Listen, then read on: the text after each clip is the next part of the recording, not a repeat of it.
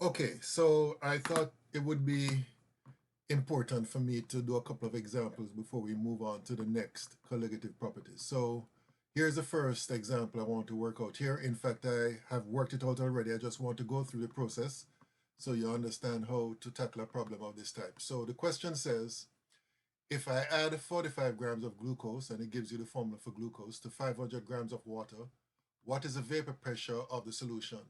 And the vapor pressure of pure water at 25, this should be degrees. Let me make a correction here.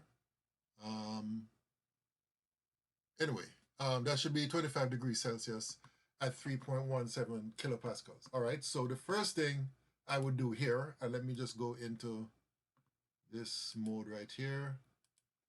So the first thing I would do here is write down the formula for the total pressure, the total vapor pressure of the mixture, which is PT is equal to PG, where G represents glucose, plus pH2O, which is the vapor pressure of water. All right, so the total vapor pressure would be equal to the vapor pressure of glucose plus the vapor pressure of water. And then we can make an assumption, and it's a safe enough assumption, that the vapor pressure of glucose is zero because glucose is a solid. Solids typically do not produce vapor pressures. So therefore, we can safely assume that the vapor pressure of the solid glucose is zero. So therefore, that simplifies this equation. That basically takes this out. So we end up, I'm sorry, takes this out. I crossed out the wrong thing.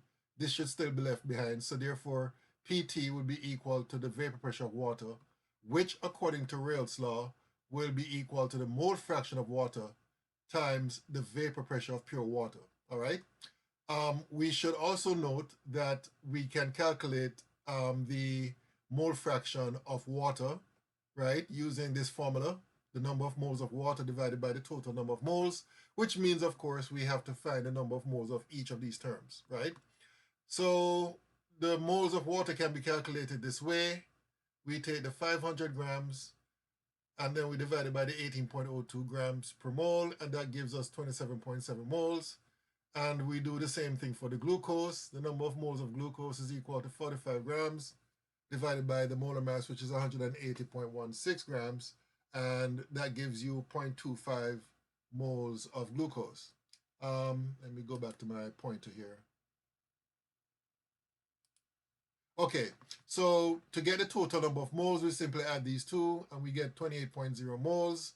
And therefore, we now have the terms that we need to calculate the mole fraction. And we also can calculate the total vapor pressure because once we get the mole fraction, we multiply by the vapor pressure of pure water right here. So that's basically what we have right here. So therefore, it's 27.7 moles divided by 28.0 moles times 3.17 kilopascals, and that gives you the total vapor pressure of the solution. All right. Okay, so I'm going to stop here, and I'm going to, in the next video, do another example.